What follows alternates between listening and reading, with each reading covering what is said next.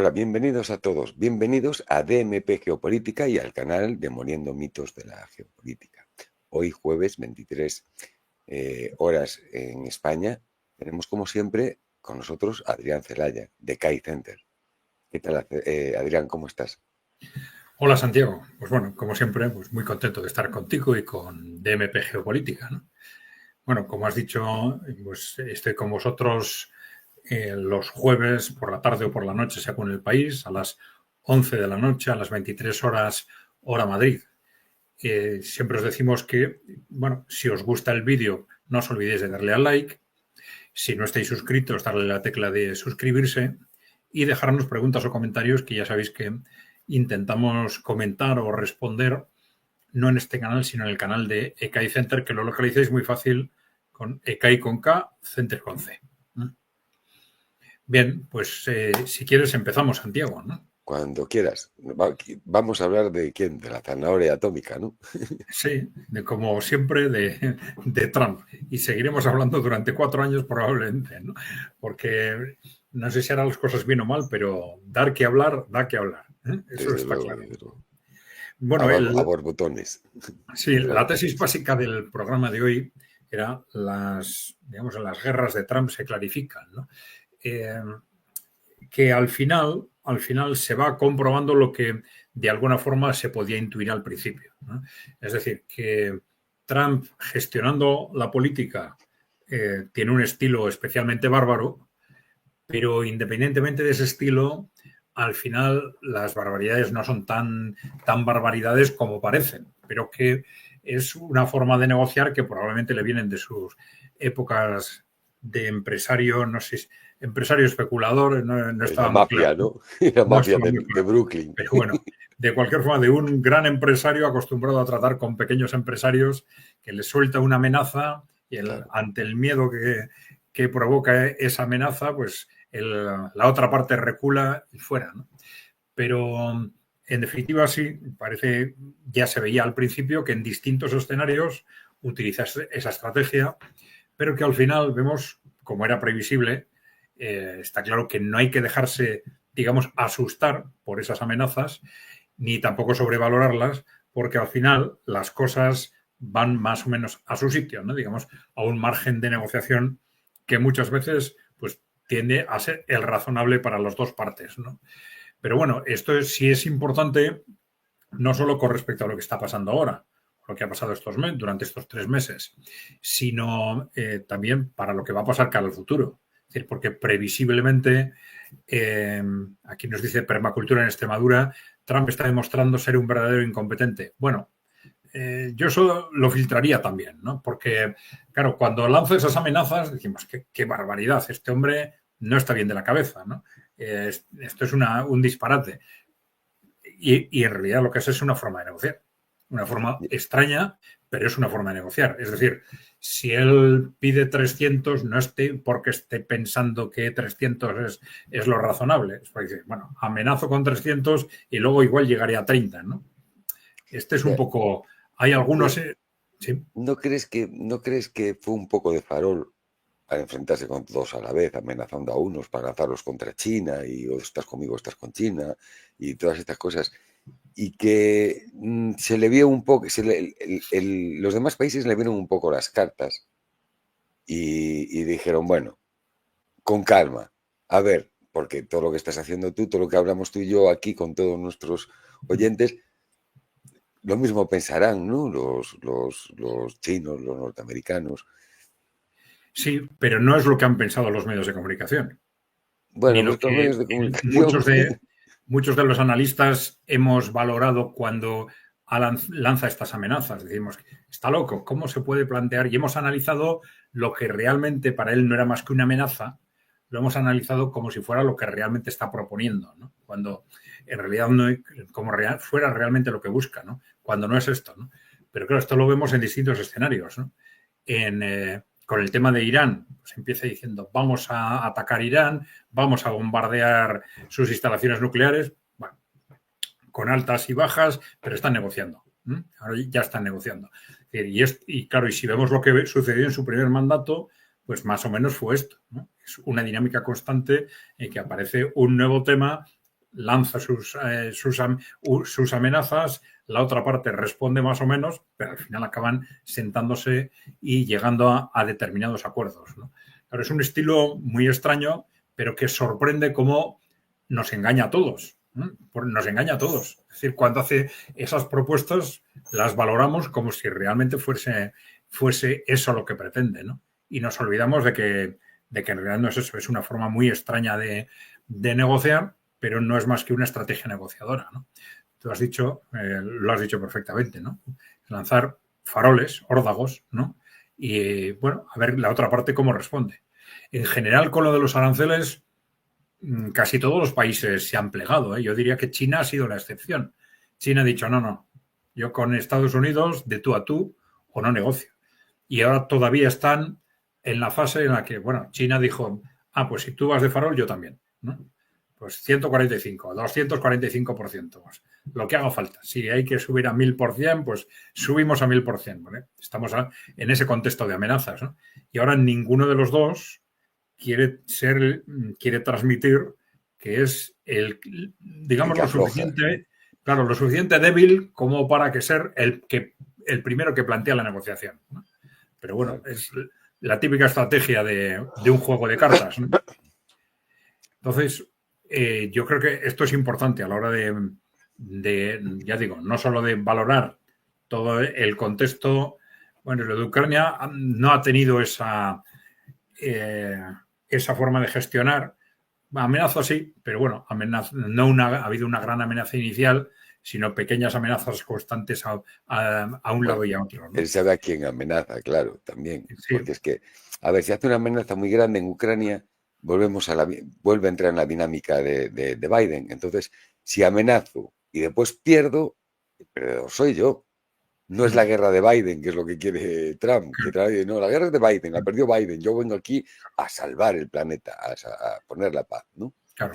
Sí, en Ucrania es una dinámica un poco distinta, también totalmente contradictoria, ¿no? Es decir, una semana Ucrania son los malos, los responsables de que no se llegue a un acuerdo, la semana siguiente los rusos, y hay que sancionarles, hay que presionarles y...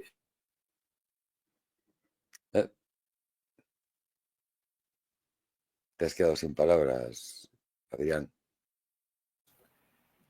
Vamos a ver cómo evoluciona el contexto, pero bueno, lo de Ucrania tiene características muy especiales. Ahora ya sabéis que falta la ratificación por el Parlamento ucraniano, pero parece que han llegado a un acuerdo sobre sobre disposición de recursos minerales entre Ucrania y Estados Unidos. Y ahora, bueno, va a ser un momento interesante porque vamos a ver hasta qué punto esto era importante o no dentro de la estrategia negociadora de Trump. En qué medida, una vez que tiene firmado ese acuerdo, modifica o no su posicionamiento. Porque puede modificarlo en las dos direcciones. Hay las dos interpretaciones, ¿no? Es que antes hablábamos con Bruno en el programa anterior, con Bruno Sgarcini, ¿no? Y yo le comentaba, a ver, ¿por qué Trump ahora tiene tanta prisa en parar ya, como sea? Pero parar ya. ¿Por qué? Porque firmó, y si no paran ya, los rusos pueden ocupar donde están las riquezas que quiere Trump. Es decir, lo que ha firmado Trump depende de Rusia. Puede ser un acuerdo fantástico o puede ser un trozo de papel que no vale para nada, porque si Rusia avanza y coge todas las riquezas esas, que recordemos, están prácticamente casi la mayoría de las riquezas minerales, incluso agrícolas y todo, están hacia el este de Ucrania. Están más a mano de los rusos, ¿no? Entonces, claro, él presenta en Estados Unidos el papel. Aquí me han firmado. Tengo las tierras, me van a devolver los billions. Sí, los van a devolver. Y después los rusos no paran y cruzan el Dnieper, por ejemplo.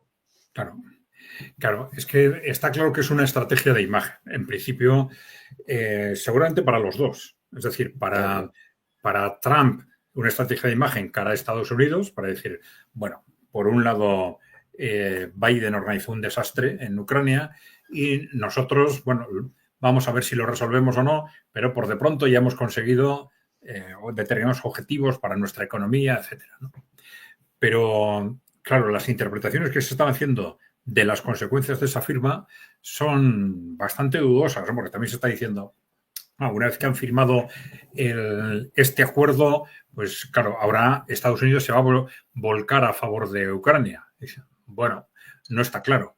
Si hubiera sido así, no hubiera tenido inconveniente en firmar esas contraprestaciones dentro del acuerdo, y no ha firmado nada, ¿no? Es prácticamente un regalo que le hace Ucrania simplemente para mejorar su relación con Estados Unidos, ¿no? Porque en último término, Rusia le puede ofrecer lo mismo. Es decir, no, yo ocupo esos territorios y esto que te había prometido Ucrania te lo doy yo, ¿no? Si fuera necesario, ¿no? O sea que tampoco es una garantía de nada, ¿no? Desde la perspectiva de Ucrania, digo, es un regalo, es decir, una cesión de recursos minerales de todo el país, bueno, en base a minerales, petróleo, de prioridades, todo. ¿no? Sí, de recursos naturales, sí. Pero a cambio de nada. Formalmente, a cambio de nada, ¿no? Bueno, dice a cambio de lo que ya dieron, ¿no? Bueno, formalmente no, porque no ha reconocido La ningún deuda, ¿no? compromiso por lo que ya habían dado, ¿no? Entonces, pero bueno, claro, el resultado de ese acuerdo puede ir, como digo, en las dos direcciones. Puede ser, por un lado, una razón para que ahora Trump se lleve mejor con los ucranianos, o puede ser una razón, mira, ya no tengo el problema que tenía, las dudas que tenía, y una vez que ya he firmado esto, ya no necesito nada de los ucranianos, y luego ahora ya podéis hacer lo que queráis. Y al contrario, volcarse ahora a favor de Rusia, ¿no? Precisamente porque tiene el acuerdo y no tiene compromisos aparentes. Ha habido también rumores de que puede haber cláusulas ocultas que no conocemos y tal, pero bueno, a ver, tampoco podemos autorizó, opinar de lo que no sabemos, ¿no? algo he leído de que estaban autorizando mandar armas previo pago. Es decir, armas pagándolas, no como iban antes, que iban a fondo perdido o ya me las pagarás, ¿no? O no sé cómo iban, pero que iban, ¿no? Ahora, ya por lo menos no se va a negar a mandar armas, posiblemente sea después de firmar, pero eso sí, pagando, ¿no? Ajá. No sé si con Pero, acuerdo de minerales o pero pagando con con una qué. es simplemente una cláusula de referencia diciendo las posibles aportaciones de armas serán con pagos correspondientes o hay un compromiso de aportación de armas. Hombre, de momento la noticia no era mucho más Muy profunda, pero distinto. hablaba de eso, de que autorizaba la venta. O sea, si vienen a comprar, se las vendemos. Claro, ¿qué venden a comprar? Con el dinero de la Unión Europea, supongo, porque Ucrania no tiene nada, ¿no? No lo sé, quizás sea ese el paso, qué es lo que busca Trump también, que ellos también, que si se matan un poco más mientras sea un buen negocio, tampoco pasa nada. A ver, el problema es cuando les sale a ellos a pagar, no, no otro problema, no es Ucrania, ni su democracia, ni sus habitantes, indudablemente. Bueno, hasta ahora ha sido algo más, claro. No ha sido una cuestión económica porque ahora esto se está repitiendo en Estados Unidos constantemente, ¿no? Que Estados Unidos era el único que entregaba gratis, ¿no? No, que los otros entregaban pues a cambio de deuda, por lo menos, ¿no? Con un reconocimiento de deuda, y Estados Unidos entregaba sin que se firmara absolutamente nada, ¿no? Pero, y esto es claro, esto es por algo, porque para la concepción de, digamos, de Wall Street, de la élite del Partido Demócrata, que es la misma élite europea, pues estaban utilizando a Ucrania por esa pelea hasta el último ucraniano para defenderse a sí mismos, ¿no? Para defender a esas élites europeas, ¿no? Entonces, bueno, el planteamiento del trumpismo es distinto, ¿no? Parece que esa guerra no les importa tanto y entonces sí están, por un lado, atando el tema de imagen, ¿no?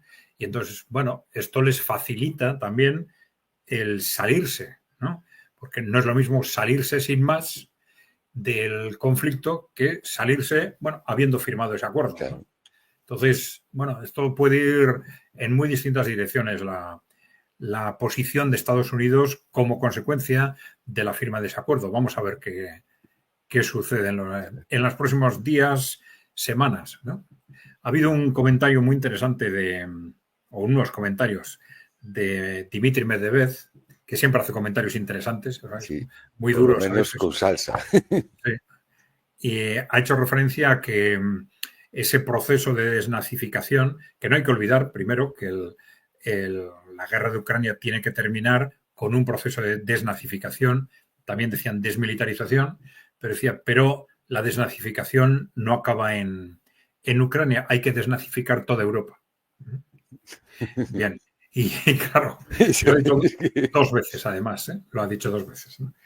Y claro, alguno empezó a especular a ver qué quiere decir con esto, ¿no? Pero yo creo que se está refiriendo A los al, bálticos y a todo eso, ¿no? bueno, no a un tema de ocupación territorial, No, ¿no? no, no, claro, claro. Que se está Pero refiriendo cambiar, a lo que nos comentábamos en otros programas de esta convulsión política que va a haber en Europa a partir de ahora, ¿no? Que decíamos, a consecuencia de la victoria rusa en Ucrania y quizás en cierta forma acelerado por la victoria del trumpismo en Estados Unidos, pues se va a abrir un periodo de 4 o 5 años de auténtica convulsión política en el que pues, esas élites que han controlado Europa los últimos 40 años, ¿no? Que son bueno, socialdemócratas, democristianos, etcétera, pero que en realidad nosotros les llamamos el partido el único, partido ¿no? único. Porque son en todo lo estratégico están sometidos a los intereses corporativos, pues esos van a ver su poder amenazado, ¿no? Y yo creo que es a ese choque geopolítico, a ese cambio geopolítico, cambio político estructural en Europa al que probablemente se está refiriendo Medvedev, porque ellos lo están viendo también, claro. También hemos dicho más de una vez que, claro, hay un primer cambio que es la desaparición de la OTAN, pero claro, la OTAN, ¿ahora qué es? Pues que una vez que se distancia Estados Unidos, pues bueno, es una alianza, pero con muy poco contenido, ¿no? Pero que efectivamente el único contenido de la OTAN es cercar y someter a Rusia. Entonces es radicalmente incompatible con la negociación de ese contexto de seguridad estratégica en Europa que los rusos llevan reclamando desde hace mucho tiempo y que es una parte necesaria del cierre de la guerra en Ucrania, evidentemente, ¿no? Negociar un contexto de seguridad que sea aceptable para las distintas partes, ¿no?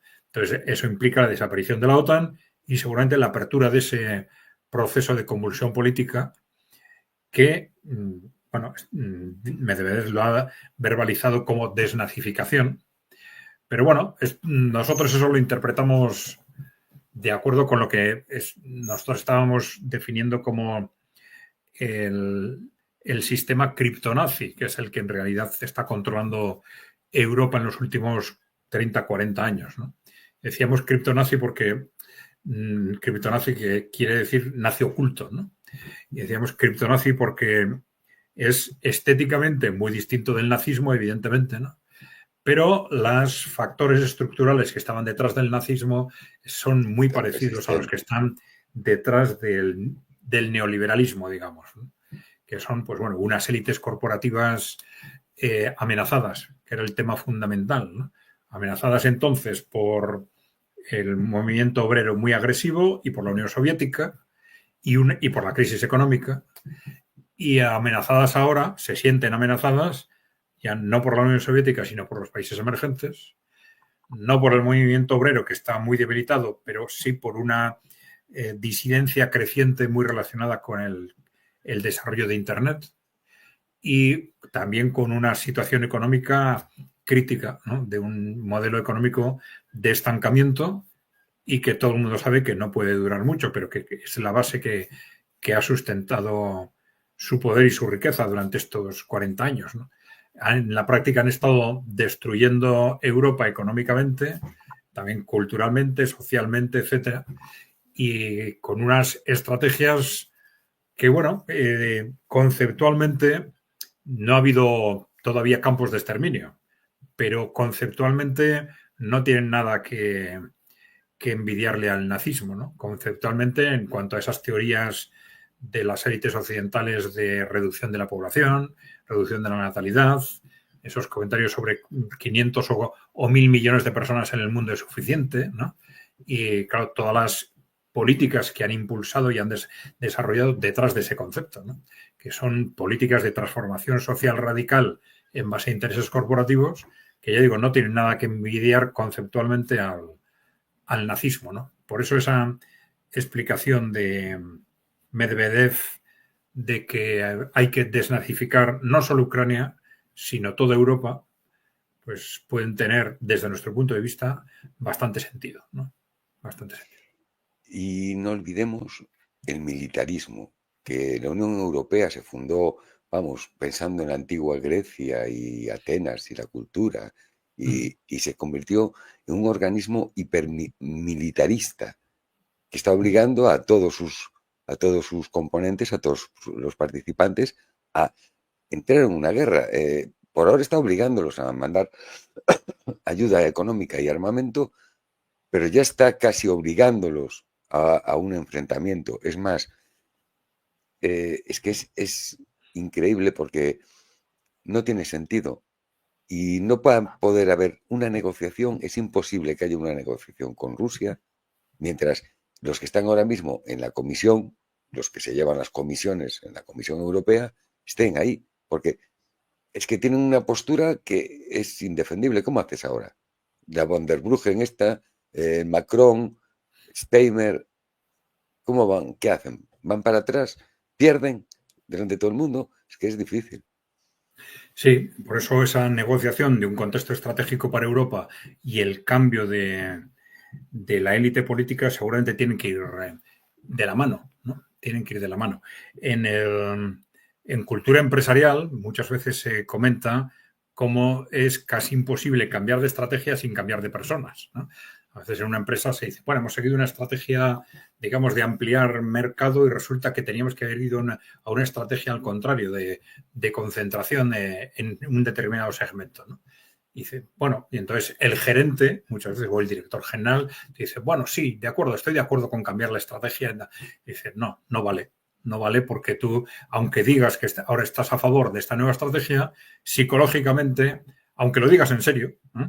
Pero psicológicamente vas a, sin darte cuenta, buscar cualquier argumento para mantenerte pegado a lo que has defendido durante muchos años, ¿no? Entonces está el tema de los intereses, de quién manda realmente, pero luego están esos factores psicológicos, emotivos, que atan a las personas. No, desde luego es muy difícil, pero claro, no solo la relación con Rusia, es muy difícil que Europa se salve del desastre en el que está sin un cambio de la clase política globalmente, ¿no? Claro, es una clase política que no solo no ha solucionado los problemas, sino que los ha creado, ¿no? Lleva 40 años creando problemas y además ocultando los problemas, poniendo nosotros encima de la mesa de tercero o de cuarto nivel y los problemas importantes ocultándolos, ¿no? Porque muchas veces se suele decir que los problemas se vuelven los más importantes precisamente porque no se abordan, ¿no? Y esto es lo que ha pasado, ¿no? Ni el hundimiento demográfico, ni el hundimiento de la inversión, bueno, ni el sobreendeudamiento. Durante 40 años han estado y en una situación cada vez peor y siempre entreteniéndonos con otros temas de cuarto, quinto o de sexto nivel, ¿no? Bueno, el informe de Draghi de otoño fue tremendamente revelador. Creo que lo comentamos el otro día. Era casi una confesión de parte, ¿no? De que, bueno, esto está fatal, fatal, fatal. Pero claro, como Draghi era uno de los primeros responsables de esas políticas durante los últimos 15 años, ¿no? Era una forma de decir, bueno, es que este menudo desastre hemos hecho, ¿no? No es que Europa esté en una situación desastrosa, es que nosotros hemos creado esa situación desastrosa para Europa, ¿no? O hemos llevado a Europa al desastre, ¿no? Pero claro, efectivamente, todo eso no es casi imposible de que cambie si no cambia la clase política europea, ¿no? Vamos a ver. ¿Tú crees que si repartieran 800.000 millones entre las familias, la demografía no cambiaría? No. Bueno, hay dos factores, ¿no? El monetario y el del tiempo libre.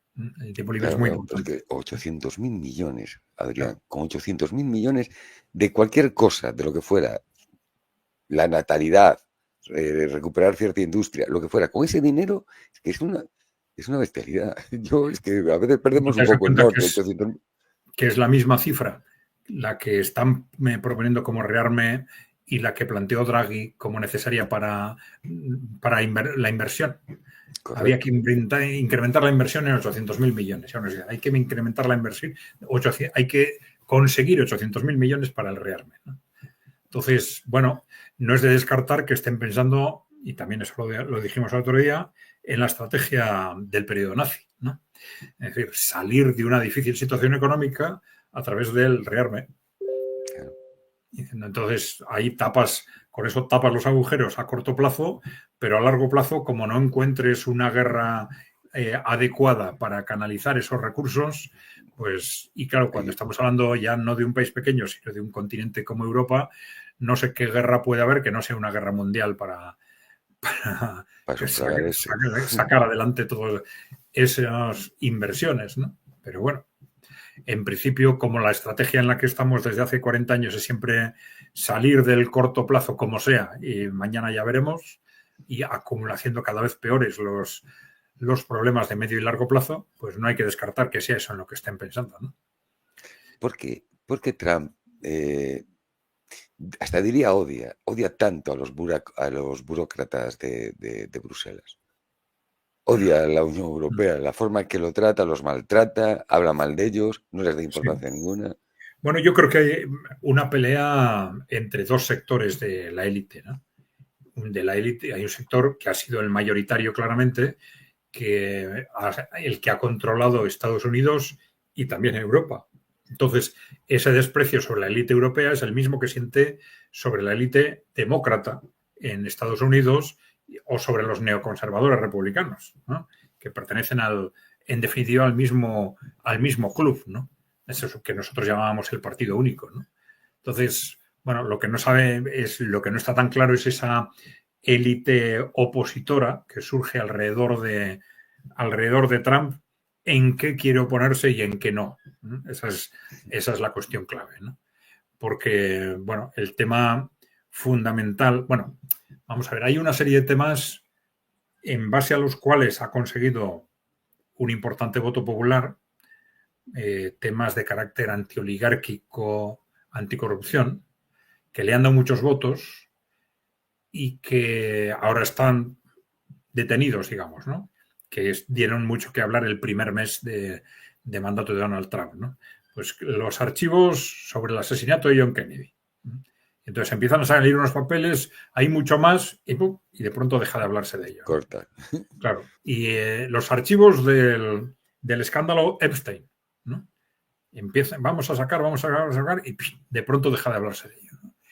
Y bueno, ha habido así Los dos o tres ovnis. cuestiones que hay realmente para su base electoral son muy importantes, objetivamente son muy importantes, pero bueno, no sabemos si para ellos realmente lo quieren gestionar con prudencia o lo están utilizando como elemento de negociación o de presión o qué es lo que va a pasar con todo esto, ¿no?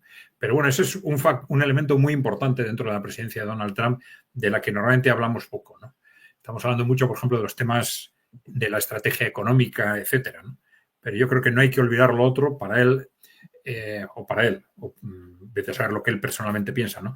Para el trumpismo, su fuerza como elemento de oposición a una élite corrupta, pues ha sido un atractivo electoral fundamental, ¿no?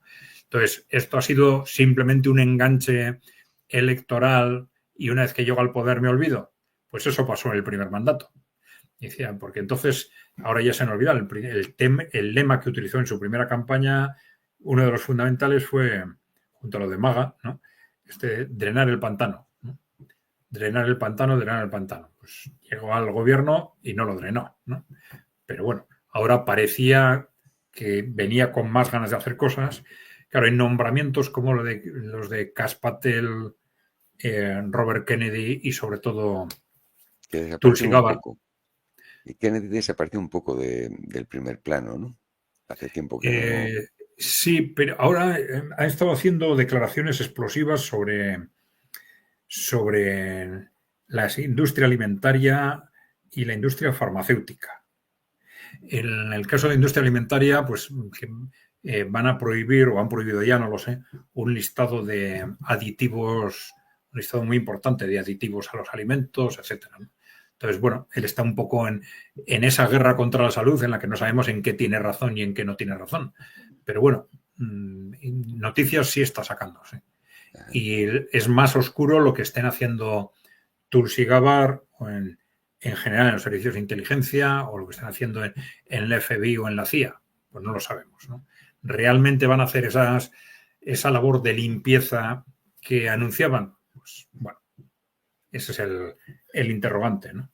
Porque por otro lado tenemos esa guerra económica que Trump nos abre en principio de forma muy loable con la idea de salvar la economía norteamericana, pero también a través de una serie de medidas aparentemente muy simplistas y muy disparatadas, ¿no? Estoy refiriendo a los aranceles, ¿no?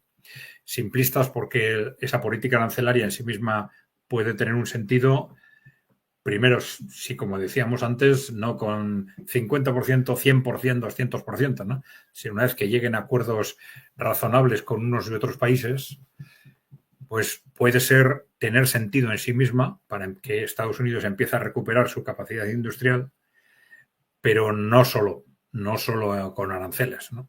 Es mucho más lo que tienen que hacer y eso es la gran duda de si el trumpismo es capaz de poner en marcha políticas intervencionistas, ¿no?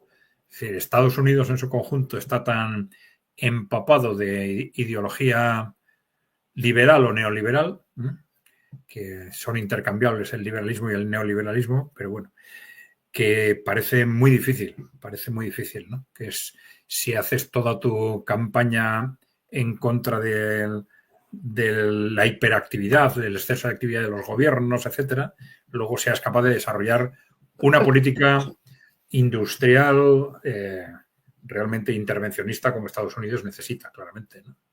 Yo creo que de eso se ha dado cuenta ya todo el mundo, ¿no?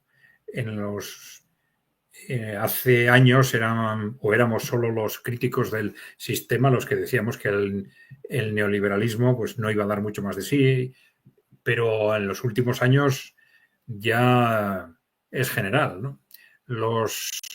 No tanto en el ámbito político, pero los grandes analistas multinacionales, organismos multinacionales, etcétera, cuando analizan estructuralmente el sistema, reconocen que el neoliberalismo está agotado y que hay que ir a otro modelo, y casi todos están haciendo referencia a que ese modelo pues tiene que ser más intervencionista, ¿no?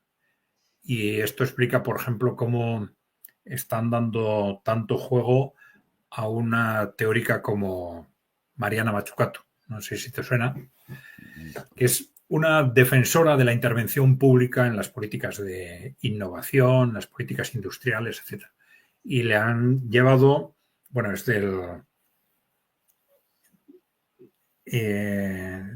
tiene muy de formación británica, ¿no? Pero la han llevado pues al Foro Económico Mundial, al FMI, etcétera. Es decir, en foros que han sido protagonistas del neoliberalismo, la están presentando como una referencia posible, de los referentes del futuro, ¿no? Entonces, yo creo que se están haciendo la idea de que no hay más remedio de que antes de que esto estalle, pues de corregir el modelo con planteamientos más intervencionistas. Intervencionistas, claro, mientras sean las grandes multinacionales las que dirigen el modelo, van a ser intervencionismo siempre definido o controlado por sus intereses, ¿no? Pero bueno. ¿Y qué pasó con Mike Ward? ¿Sabes que ha dimitido o que lo han dimitido? Ya no lo sé, ¿no? Por las filtraciones al periodista de Atlantic, que lo incluyó dentro de un chat de Signal, de la aplicación Signal, y bueno, pues el tipo escuchó y se enteró de todo lo que estaban haciendo en Yemen y tal, ¿no? Y bueno, habría que ver si esa es la causa, porque también estaba destacando por posiciones más belicistas que el resto de miembros del gabinete de Trump. En ese sentido sería una buena noticia, ¿no? La salida de Mike Waltz. Bueno, vamos a ver cómo le sustituyen, claro. Es que ahí está. Hablan de Steve Witkoff. Sí, efectivamente. Sí. Y Witkoff intenta mediar, por lo menos para mí es el tipo que mejor está haciendo lo del gabinete de Trump. Sí, tiene también críticas precisamente por eso, ¿no? Precisamente por tener posturas más negociadoras, ¿no? Tanto con Irán como con Rusia. Pero bueno, ya hay que dar por supuesto que el que intente mantener esas posiciones, pues los medios se lo van a comer, ¿no? Ya. Pero bueno, en principio ese cambio sería una buena noticia, evidentemente, ¿no? Vamos a ver. En la otra pieza con un pie dentro y otro fuera es el propio Marco Rubio, ¿no? Sí, Pero que hoy también, hoy o ayer fue el que declaró lo del acuerdo con Ucrania, del acuerdo de minerales. sí, Marco Rubio no está muy claro, pero parece que él, bueno, tradicionalmente ha defendido posturas muy belicistas, ¿no?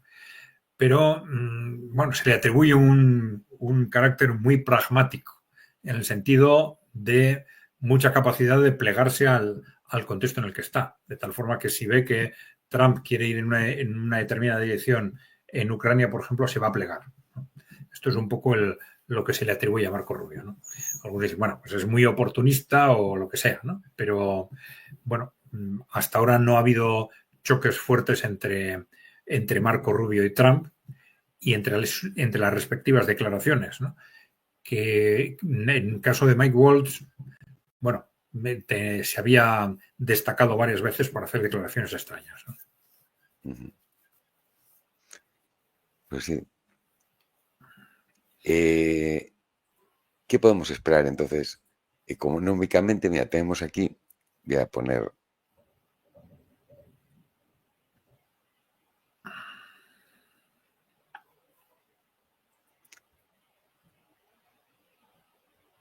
esta noticia de hace exactamente 100 días Donald Trump asumió el cargo de 47% y tal. Bueno, dice que el S&P 500 ha caído un 10%, guerras comerciales, no ha cerrado ningún acuerdo minero con Ucrania no se ha firmado. Bueno, ahora parece que sí, porque este es de ayer o antes de ayer. El tratado de paz con Rusia y Ucrania no ha sido firmado al final. El equilibrio entre importaciones y exportaciones de Estados Unidos es exactamente el mismo que bajo el gobierno de Biden.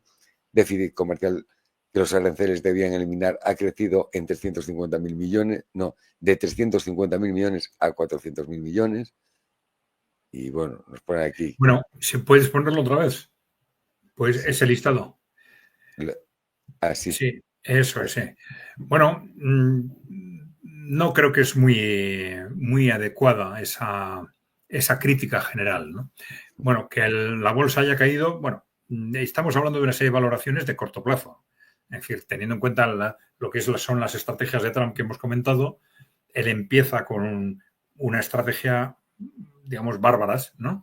De amenazas disparatadas por un lado o por el otro, y entonces es lógico que el impacto en ese momento sea negativo. Yo creo que él o su equipo seguramente contaban con eso, daban por supuesto. Entonces, una cosa es ese impacto negativo, pero su objetivo es que eso lógicamente se compense en el momento en que se va llegando a acuerdos, ¿no?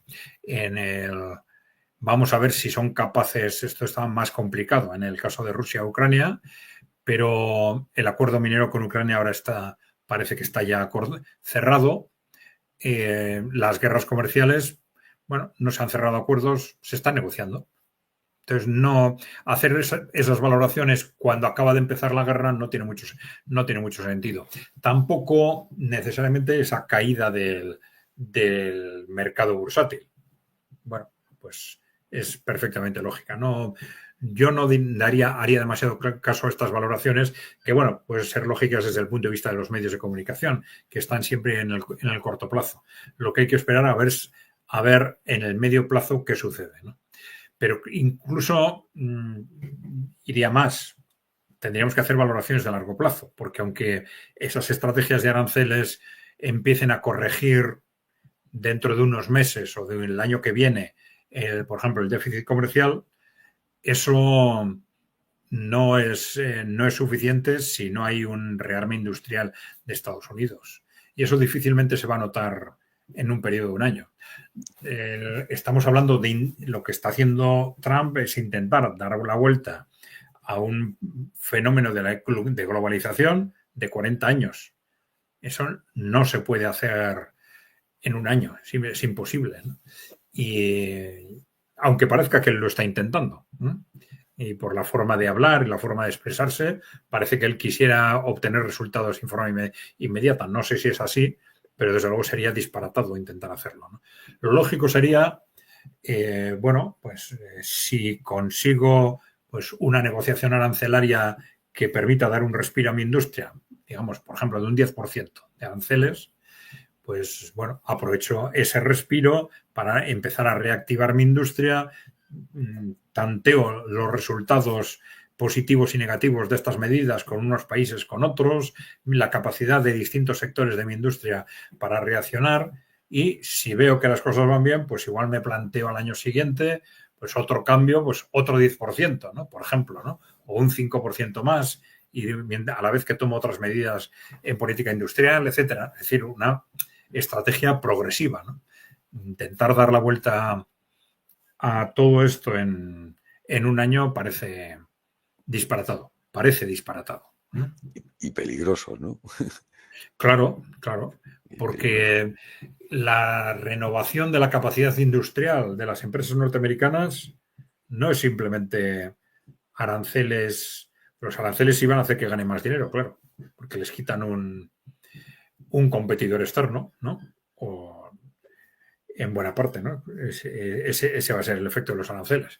Entonces, más beneficios, sí, pero claro, la cuestión es qué hago yo con esos beneficios, ¿no?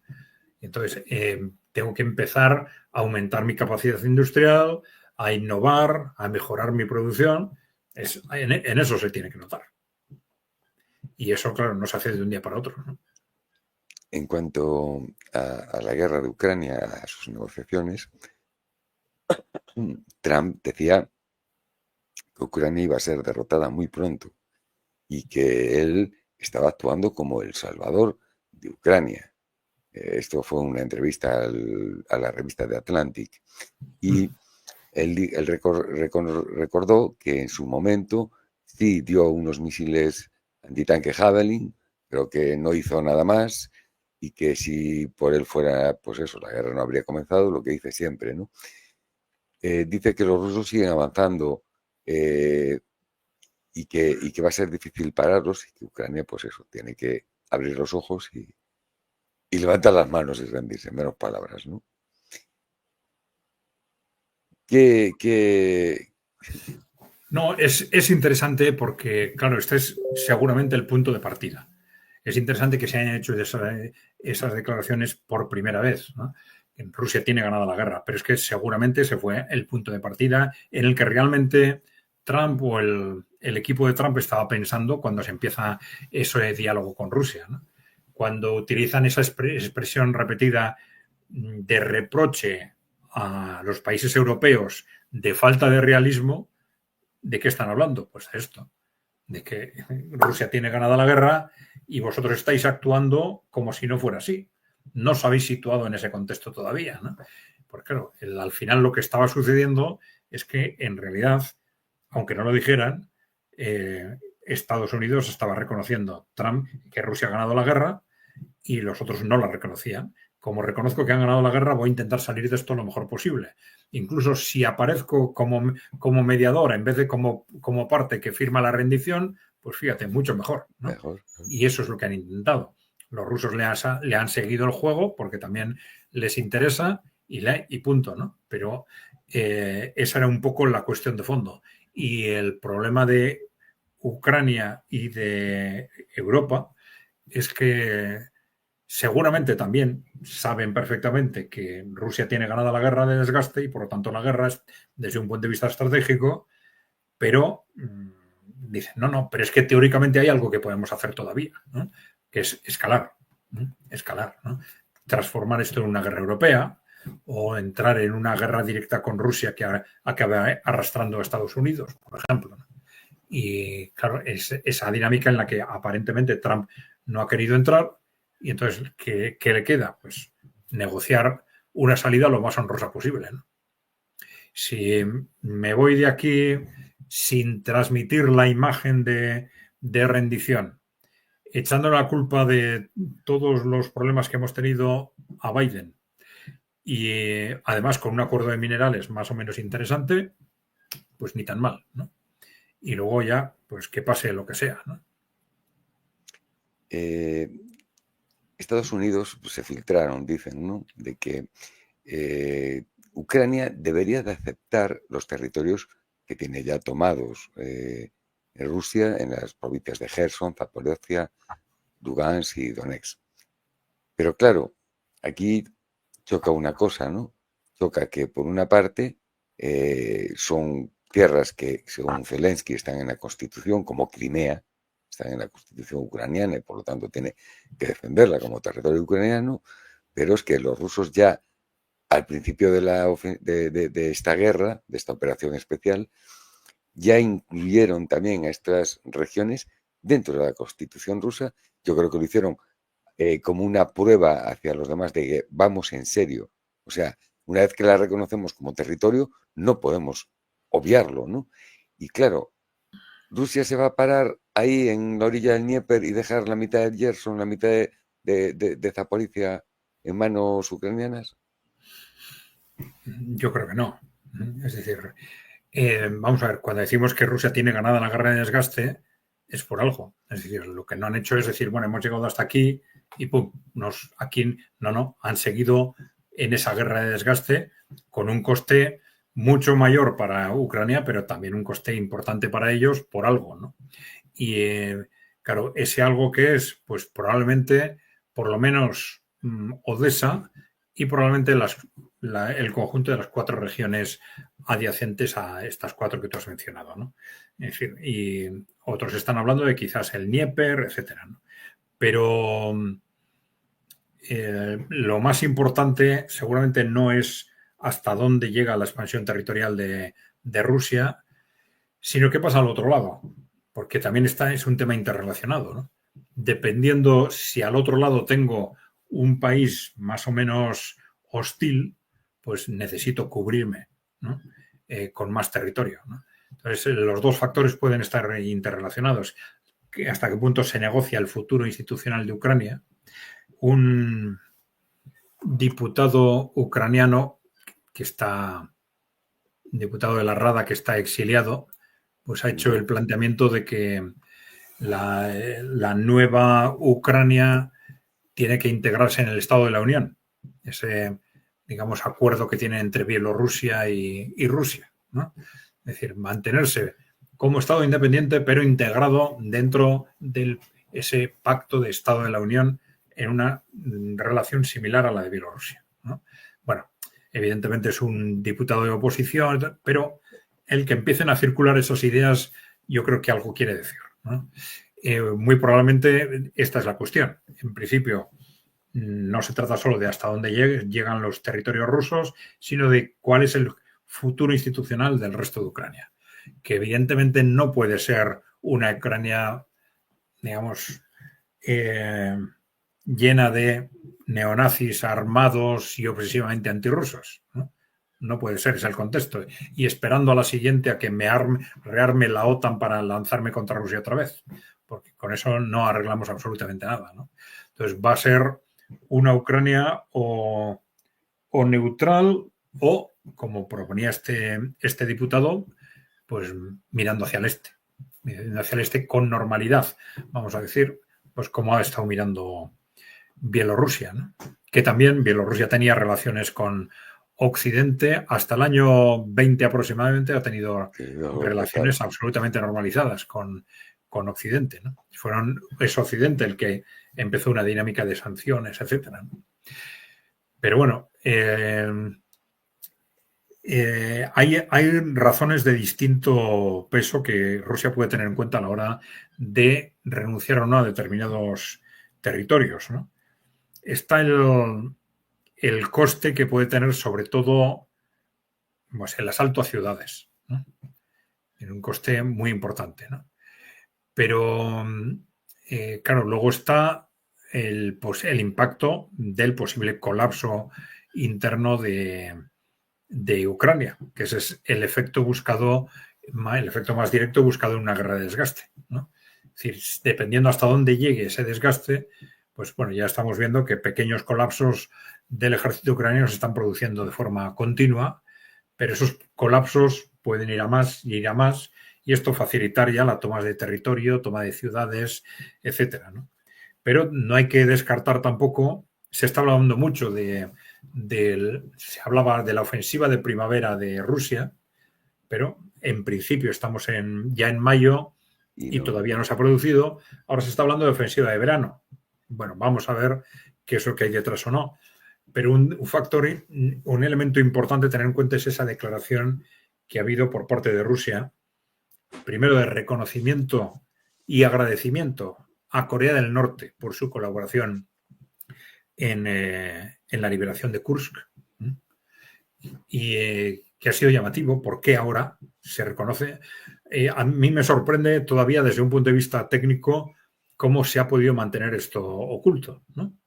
Porque, según dicen, había miles de soldados norcoreanos combatiendo en Kursk contra tropas ucranianas, y cómo no han sido los ucranianos capaces de poner pruebas sobre la mesa de que esto estaba sucediendo. Por sí, rumores todos, ¿no?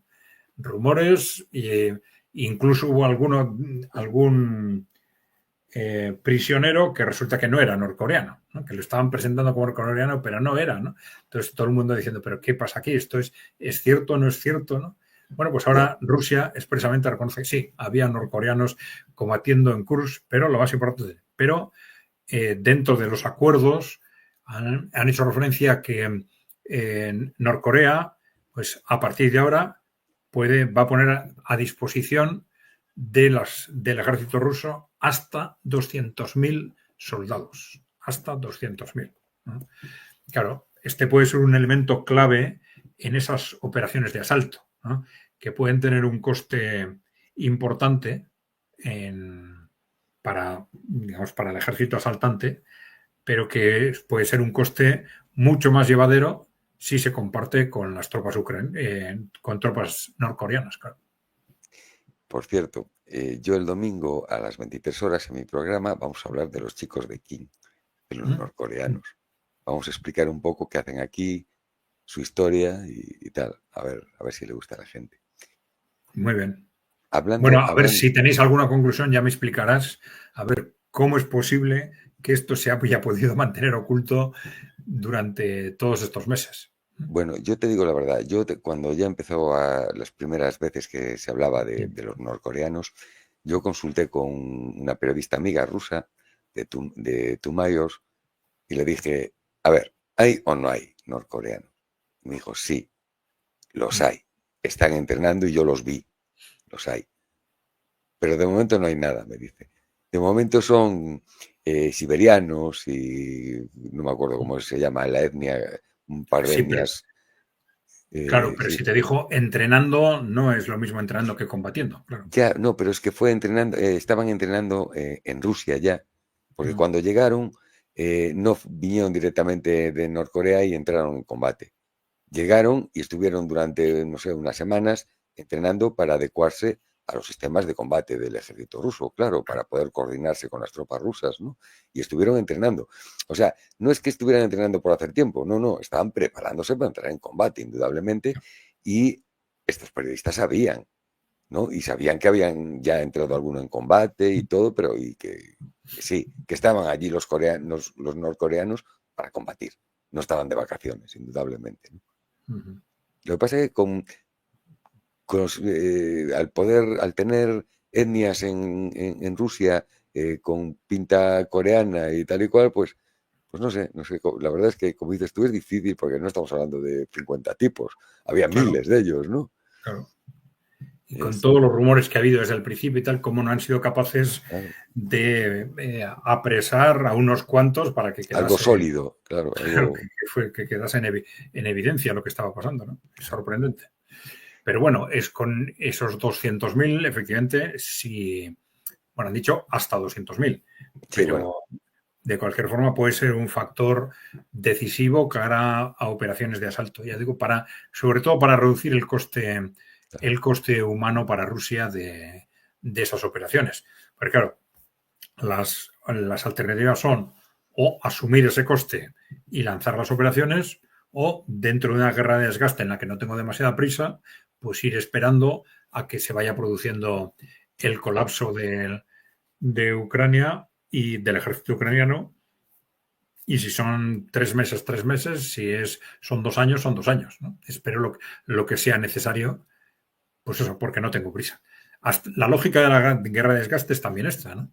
Es decir, desgastar al enemigo mucho más de lo que te desgastas tú y no incurrir en pérdidas innecesarias, como se suelen producir siempre en las campañas territoriales, digamos, ¿no? Una cosa, vamos a poner el mapa, porque dentro de la negociación esta de que hablan, de que le ofrecieron a Rusia y tal y cual, una de las cosas importantes que recalcaban es que Ucrania tenía que quedarse el Dnieper como un río navegable, darle una salida al mar. Y entre esas cosas, pues querían que esta península, creo que se llamaba Kibuiz, o pues claro, no me acuerdo bien el nombre, Kibuz, suena muy a judío eso, pero era algo así parecido, ¿no? Esta península que hay aquí, que estamos aquí remarcadas, que quedara en posesión ucraniana. Si ya Odessa es un problema porque ataca Crimea continuamente, vamos, no me quiero yo que los rusos le cedan todo este territorio, esta península, a los ucranianos para que ataquen, vamos, a Crimea con tirabolas ya, no necesitan ni misiles. No me lo creo yo eso. No, yo creo que, a ver, dentro de esa estrategia negociadora de Trump, que es en buena parte una estrategia de imagen y de relaciones públicas, ellos han intentado progresivamente ir acostumbrando a su propia opinión pública, a las élites norteamericanas y europeas y a la propia Ucrania a ese contexto de capitulación, de rendición de forma progresiva, ¿no? Entonces, bueno, pues empezamos hablando de Ucrania, pero luego en la medida en que eso más o menos se normalice, pues empezaremos hablando las otras 4 regiones y luego seguiremos hablando de otras cosas en la medida en que avancen también las operaciones rusas y simplemente el paso del tiempo en el proceso negociador pues lo voy haciendo cada vez más fácil, ¿no? Otro punto es la central nuclear de Energordar, en Zaporizhia, que los norteamericanos dicen que ellos la gestionan y le dan o le venden de su propia central energía a Rusia y energía a Ucrania. No obstante, volvemos otra vez a lo mismo. Rusia no puede ceder algo que es de su constitucionalmente territorio ruso, sea una central nuclear, sea lo que sea. No puede cederla. Además, estamos pensando de que esto lo que puede crear es una cabeza de puente, ucraniana al otro lado del Dnieper. Aún encima pueden utilizar la central nuclear para almacenar armas, para hacer un cuartel, porque claro, no puedes atacarla directamente, ya lo han hecho, ¿no? Yo es algo que tampoco veo con ningún tipo de credibilidad para esa negociación. No, sobre todo por dónde está situado. Yo estoy convencido de que el contexto territorial final va a ir mucho más allá. Entonces, la central no va a estar en una zona fronteriza, ¿no? Las otras 4 regiones adyacentes, Odessa, Nikolayev, Dnipropetrovsk, van también probablemente a ser incorporadas a territorio ruso, ¿no? Habrá que ver en qué momento, ¿no? Pero yo creo que por eso esa central nuclear va a estar muy dentro del territorio ruso, como para que tenga sentido acuerdos de ese tipo. Pero bueno, acuerdos puede haber, ¿no? Es decir, yo puedo pactar dentro de mi territorio con Estados Unidos que le cedo la administración de una central nuclear, ¿no? Durante X tiempo o indefinidamente o lo que sea, ¿no? Y con respecto al tema de las tierras raras, pues también se puede pactar algo parecido. Incluso aunque determinadas regiones acaben siendo territorio ruso, perdón, no de tierras raras, de los recursos minerales, ¿no? Pues Sí, puedo pactar con Estados Unidos, oye, esto que te prometía Ucrania, pues te lo prometo yo. Y ya está, ¿no? Y, claro. Sí, además, todo el mundo habla de que si hay una posible ofensiva, lo más probable es aquí, en la zona de Orejov, en Zaporizhia, porque una vez que se supera esta zona ancha del río, pues estás ahí con la ciudad de Zaporizhia a tiro, y si tienes más posibilidades de cruzarlo, ¿no? Pero bueno, estamos hablando ya de ofensivas de sangre. Esta zona roja es lo que falta en la provincia de Zaporizhia, que lo que falta en Jersón, lo que falta en Lugansk y Donetsk. Bueno, en Lugansk prácticamente no falta nada porque falta, ¿dónde está? Este trocito que hay aquí. No es nada, ¿no? Sí, Donetsk, pero también se está hablando de la posibilidad de que los avances territoriales vengan desde el norte, claro. desde Sumy, etcétera, para ir bajando hacia el sur y hacia el este, ¿no? Lo que está claro es que Hacia el sur y van a hacia el tener este. un colchón en Sumy. La ventaja que tiene aquí en Orejov que tienes dos opciones. O tiras hacia Zaporilla o giras hacia el este y coges por detrás a toda la defensa ucraniana. Es que los ucranianos ahora mismo están, como los rusos aprieten, están en una situación de estas, de los dibujos animados cuando el submarino tiene agujeros y va metiendo los dedos para que no se hunda, ¿no? Sí, Pues me parece que va a ser una situación así. Y esos sí, 200.000 coreanos, que a lo mejor no son 200.000, pero es que 30 o 40.000 tropas pueden marcar la diferencia, sobre todo si son 30 o 40.000 tropas que aunque no vayan ellos al frente, pues, por ejemplo, los pones en la frontera de Kursk y Belgorod, protegiendo esa frontera. Puedes liberar 40.000 tropas rusas y llevarlas al frente. Puedes romper en una parte del frente, puede ser un puño importante. sí, vamos a ver. Bueno, el frente está dentro de esos pequeños movimientos continuados, pero está relativamente tranquilo, ¿no? Y desde un punto de vista de avances territoriales. Y bueno, detrás de esto puede haber, bueno, que dentro de este periodo de negociación con Estados Unidos, pues bueno, tampoco interese romper la baraja, o simplemente puede haber la lógica de fondo de la guerra de desgaste.